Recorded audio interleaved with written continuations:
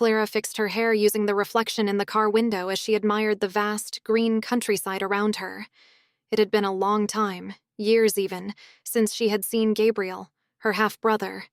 They had grown apart after their parents had separated. Now, with the family reunited, Clara felt butterflies in her stomach just thinking about spending a week with him in the old country house where they had grown up. When she arrived, a group of relatives greeted her with warm hugs and lively conversation. Among them was Gabriel, leaning against the car with a confident smile.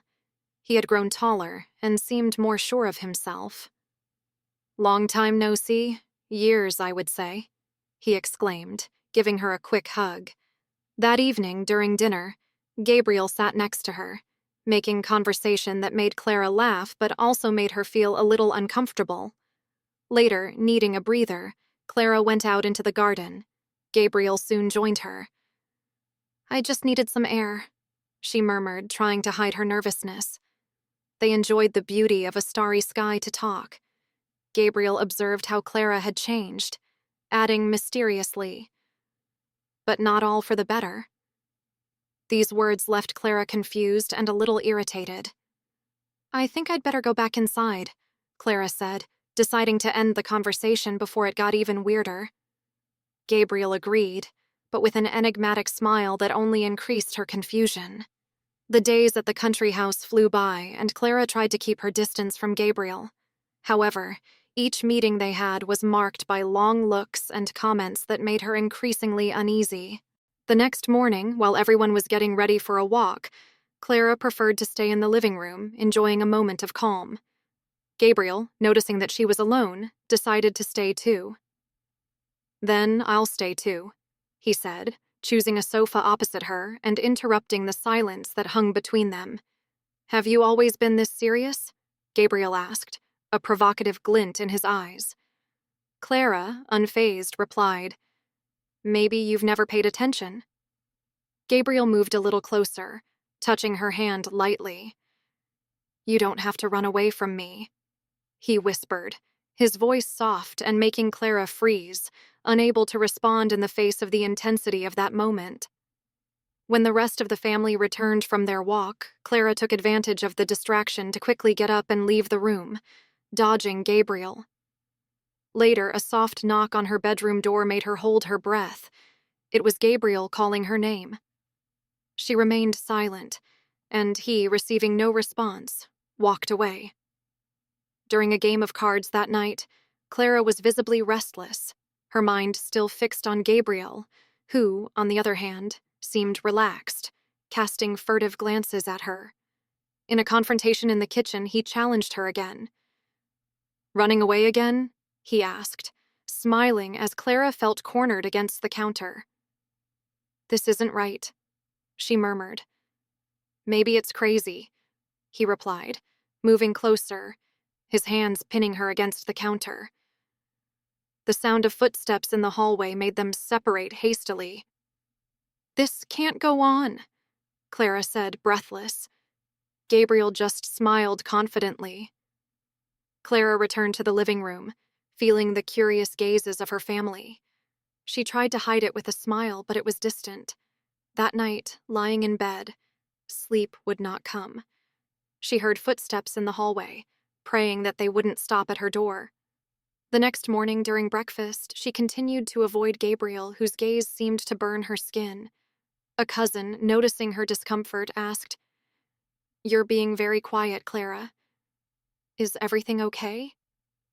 The next morning, Clara woke up early, still agitated by the events of the previous night.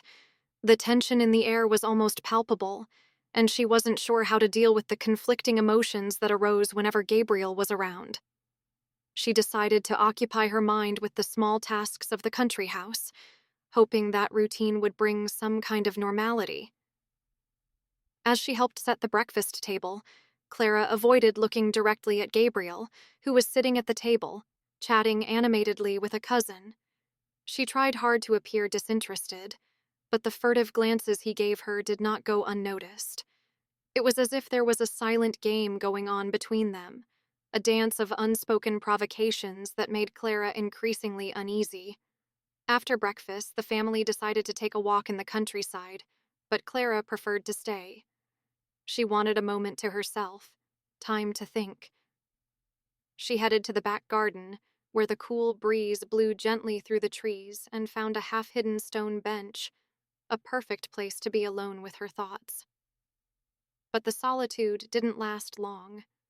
Soon, Gabriel appeared, walking with carefree steps, as if he too was just enjoying the outdoors. Clara saw him approaching and felt her heart race, a mix of nervousness and anticipation taking over her. "You really like avoiding me, don't you?" he asked with a teasing smile, stopping a few steps away. Clara sighed, trying to keep calm. "It's not about avoiding me, Gabriel. It's just, this is all complicated," she replied, staring at the ground so she wouldn't have to deal with his piercing gaze. "Complicated? Maybe," he said, shrugging. "But that doesn't mean we have to run away all the time." Gabriel sat on the bench next to her, leaving a space between them, but Clara could still feel his closeness, the electric tension that seemed to arise whenever they were together. She wanted to say something, anything to end this conversation, but before she could, Gabriel continued. "You know it's not just me, right? You're running away from your own feelings." Clara fell silent, his words weighing on her. Maybe there was some truth there, something she refused to admit even to herself. The conflicting emotions, the fear of what this meant, it all mixed together in her mind, leaving her feeling directionless. "Do you think all of this is easy for me?" she finally asked, her voice louder than she intended. "You show up suddenly after years, and you expect me to just accept all of this? Like there's nothing wrong with it?" Gabriel remained calm, although his eyes reflected a seriousness he rarely showed. "I don't expect you to accept anything, Clara. I just don't want you to pretend this isn't happening. Because it is. And running away won't solve it." The two of them remained silent, the sound of the wind through the trees filling the space between them. Clara felt the weight of every word, every look they exchanged. His closeness was both comforting and disturbing, and she didn't know how to deal with it. Suddenly, as if reality had remembered her existence, the sound of distant voices approached. Clara quickly stood up, looking toward the house, where some relatives were returning from their outing.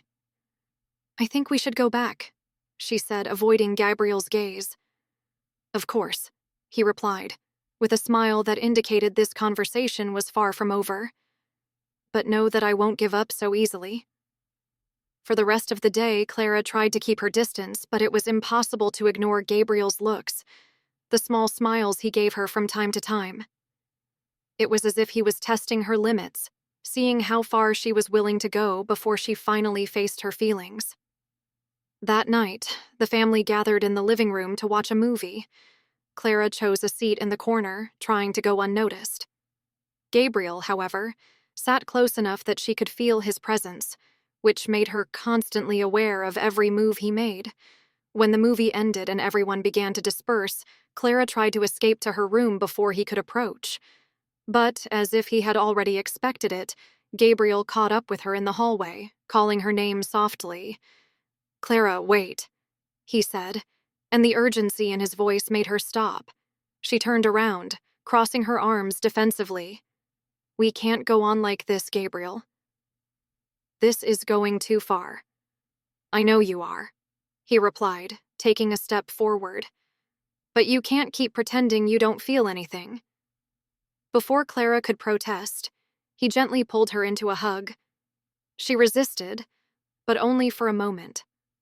There was something about that touch, about the sincerity of the gesture that made her relax, as if she were finally releasing all the tension that had built up. "This isn't going to be easy," she said, her voice barely coming out.